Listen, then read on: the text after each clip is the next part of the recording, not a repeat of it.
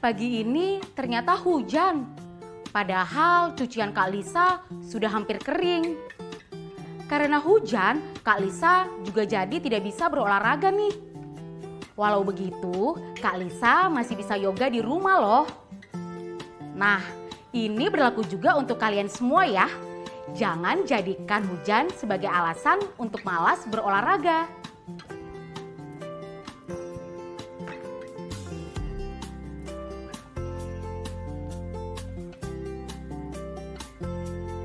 Nah, kalau cuaca di rumah kalian mendung atau hujan, apa yang biasa dilakukan keluarga kalian untuk mengeringkan pakaian?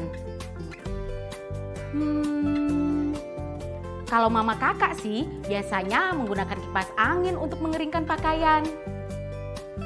Nah, sebelum kita mulai pelajaran pagi ini, kita awali dengan berdoa dulu yuk, agar ilmu yang kita dapatkan hari ini bisa berguna. Berdoa dimulai. Ayo membaca.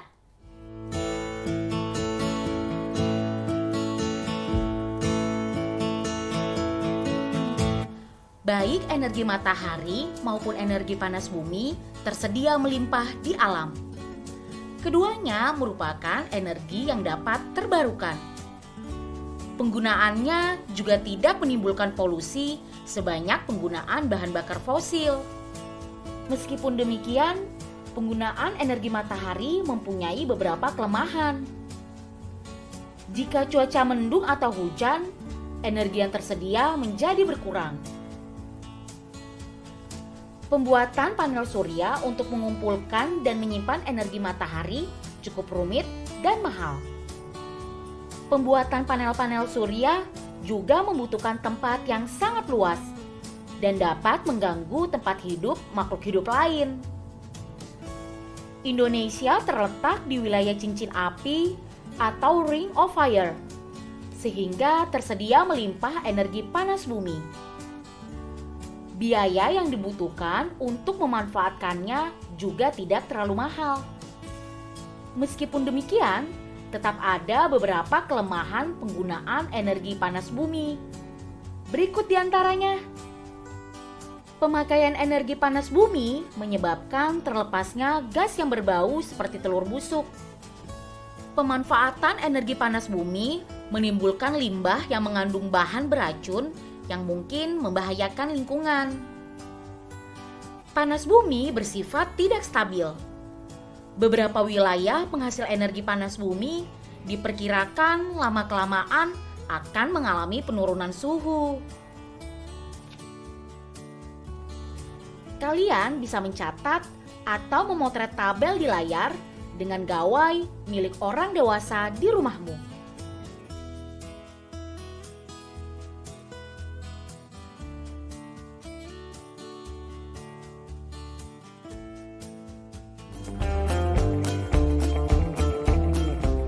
Cincin api atau Ring of Fire adalah wilayah yang dilalui jalur gunung berapi dan pertemuan lempeng-lempeng bumi. Indonesia menjadi salah satu negara yang terletak di daerah tersebut. Di daerah cincin api, biasanya sering terjadi letusan gunung berapi dan gempa bumi. Menanggapi bacaan. Setelah menyimak bacaan tadi, sekarang berikan jawaban dan pendapat kalian atas pertanyaan berikut ini. Pertanyaan pertama, apa saja keunggulan energi matahari dan panas bumi?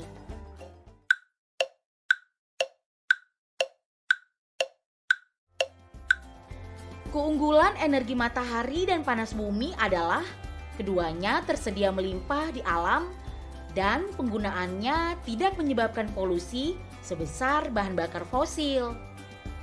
Pertanyaan kedua, pembuatan panel-panel surya membutuhkan tempat yang luas. Apakah dampaknya bagi lingkungan dan makhluk hidup lain?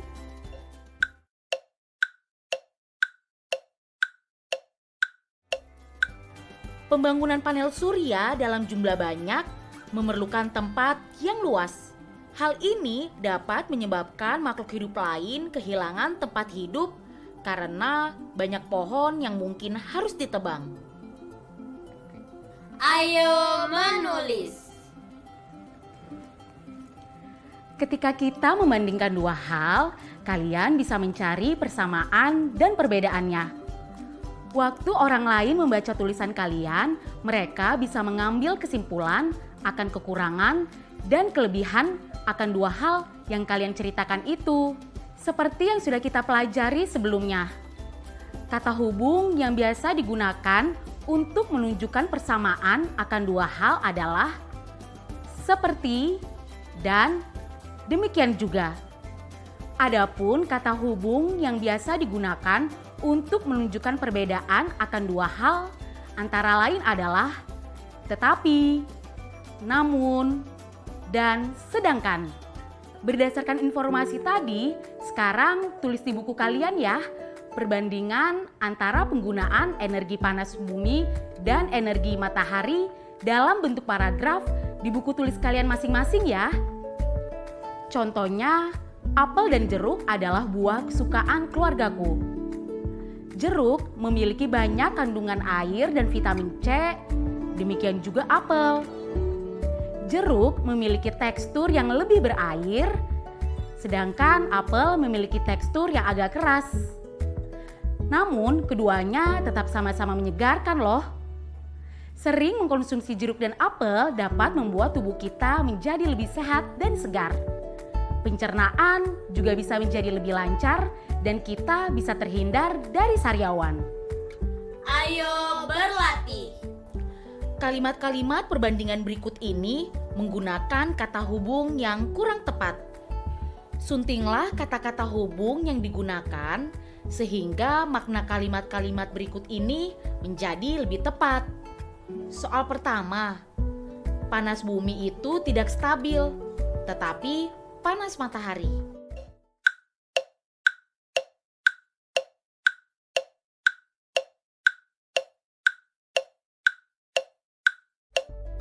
Jawaban yang benar ialah panas bumi itu tidak stabil, demikian juga panas matahari. Soal selanjutnya, energi matahari dan energi panas bumi adalah energi yang bisa terbarukan. Seperti kedua energi itu juga punya kelemahan.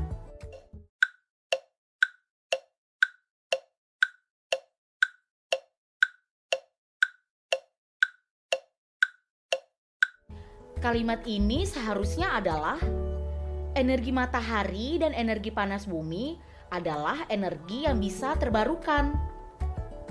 Namun, kedua energi itu juga punya kelemahan.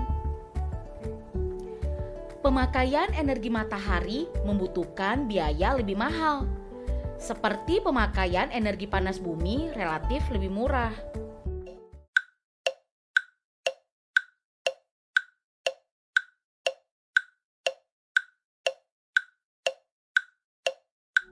Kalimat yang benar ialah pemakaian energi matahari membutuhkan biaya lebih mahal, sedangkan pemakaian energi panas bumi relatif lebih murah. Soal terakhir, pemakaian bahan bakar yang terbuat dari minyak bumi menyebabkan pemanasan global. Demikian juga pemakaian energi matahari tidak.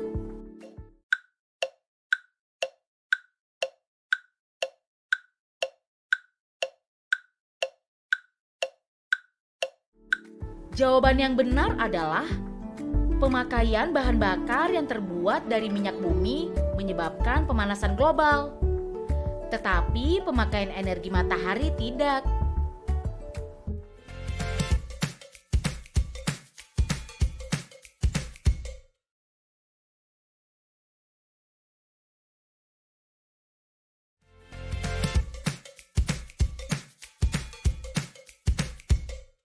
Ayo menebak. Perhatikan persegi panjang di layar. Bilangan 100 digambarkan dengan persegi panjang yang diwarnai seluruhnya seperti yang ada di layar. Sekarang, seberapa luaskah bagian persegi panjang yang harus kalian warnai untuk menggambarkan bilangan 33?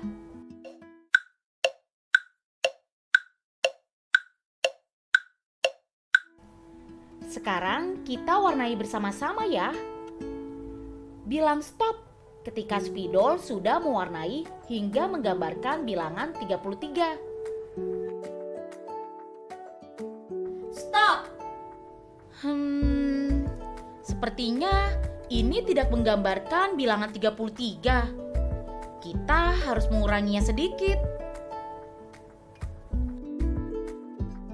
Stop. Nah, ini baru benar. 33 merupakan hasil pembulatan dari 1/3 dikali 100. Sehingga bagian yang diwarnai adalah 1/3 bagian dari persegi panjang itu.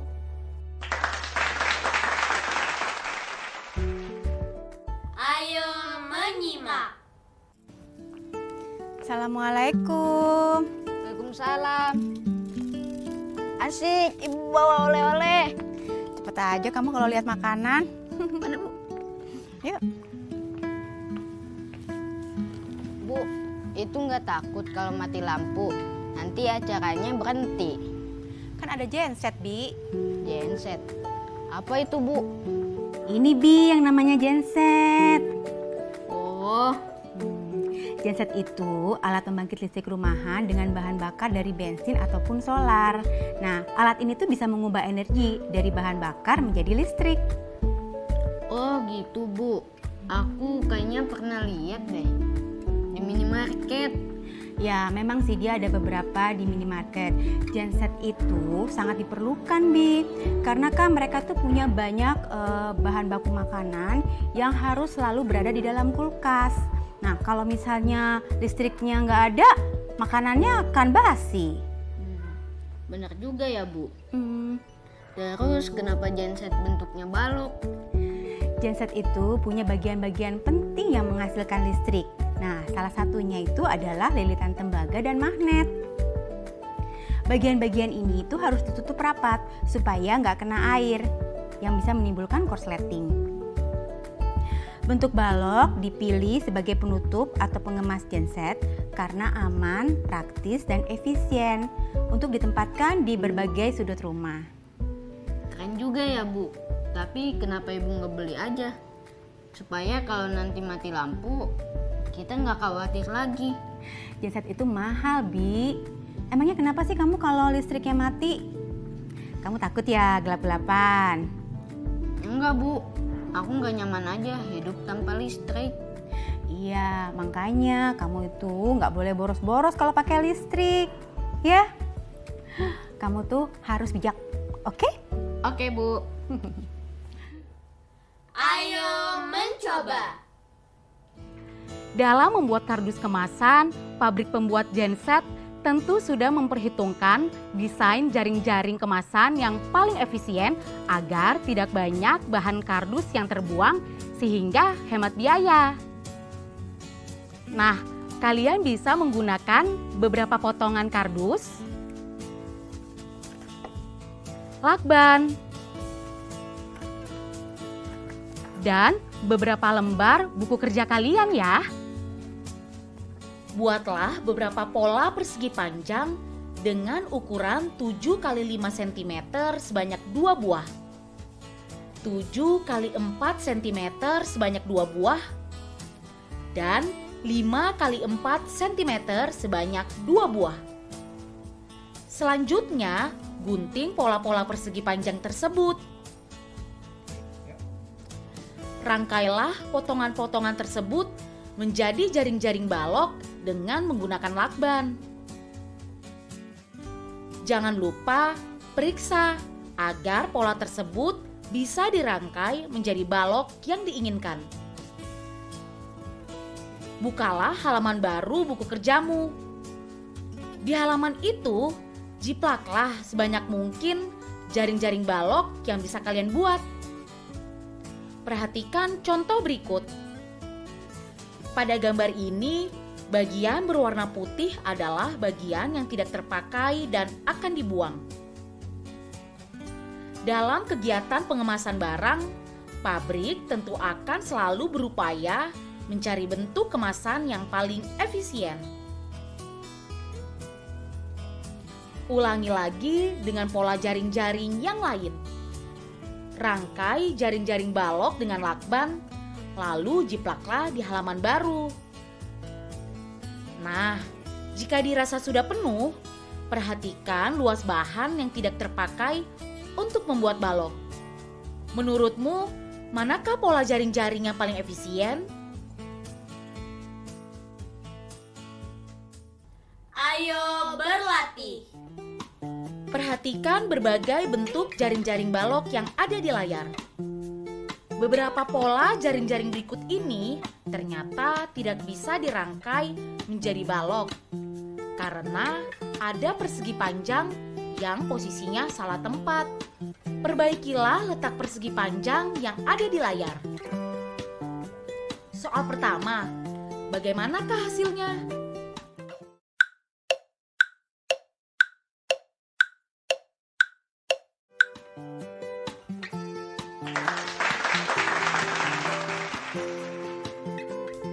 Lalu, bagaimana dengan jaring-jaring yang ini?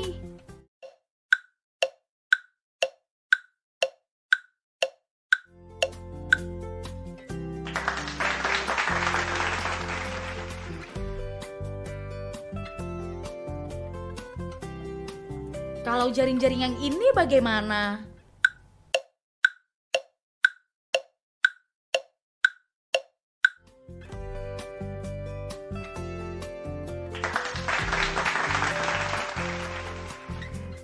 Soal terakhir nih teman-teman.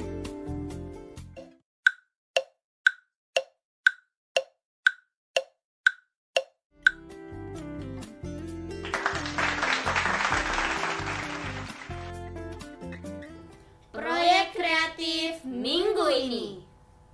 Nah, teman-teman, kalian masih ingat kan proyek kreatif kalian minggu ini?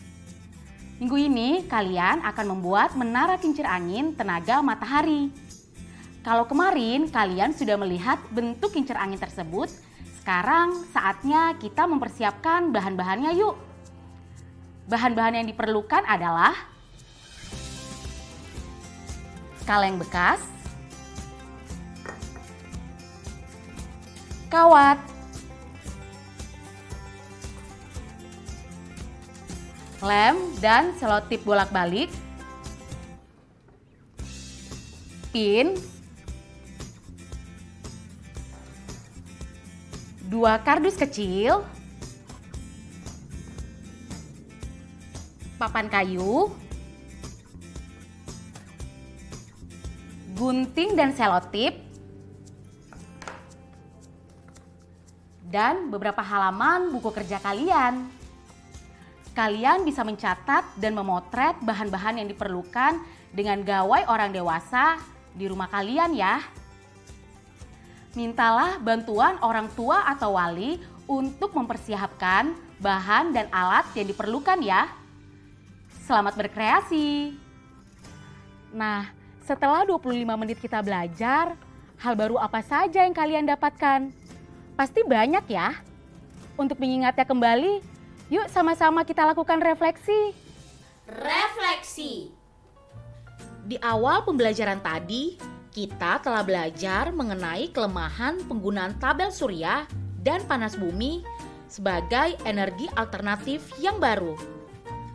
Namun, dengan kelemahan ini, bukan berarti energi alternatif ini tidak akan pernah bisa kita gunakan lagi loh. Karena kita pasti bisa menemukan solusinya. Setelah itu, kita juga belajar mengenai Indonesia yang masuk ke dalam daerah Ring of Fire atau daerah yang dikelilingi oleh gunung-gunung berapi yang masih aktif.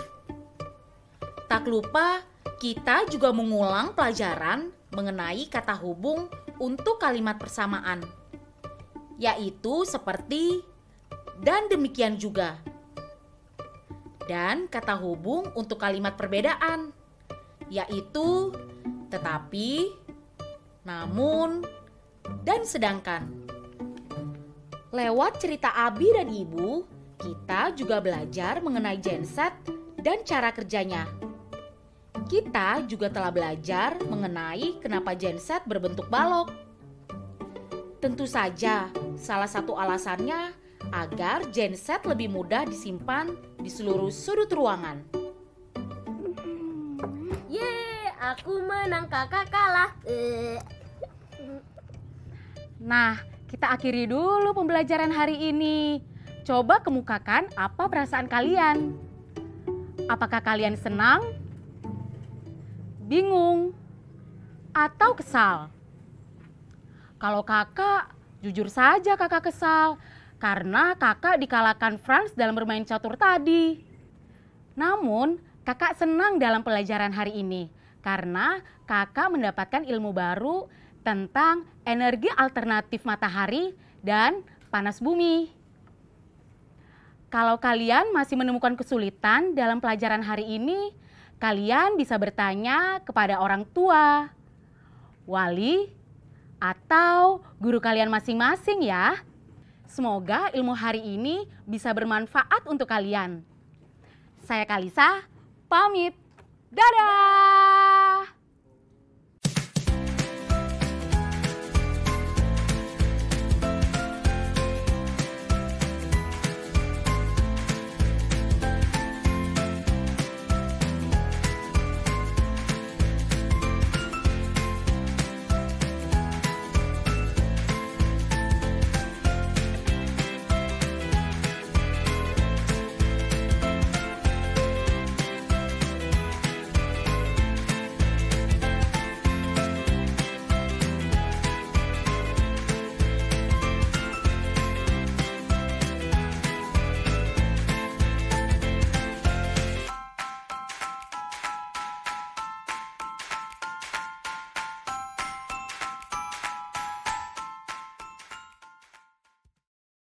Sekarang tetap belajar dari rumah ya teman-teman.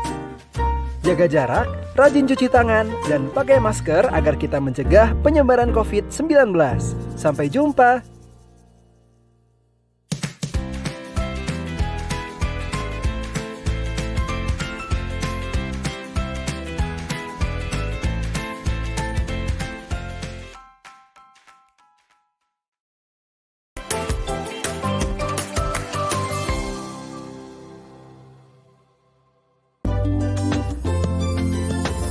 Sering-sering cuci tangan, gunakan sabun, pakai masker, menutup hidung mulut. Jangan lupa jaga jarak saat ketemu orang. Makan yang bergizi, jaga kesehatan. Anak Indonesia, anak Jangan kendor, jaga kesehatan.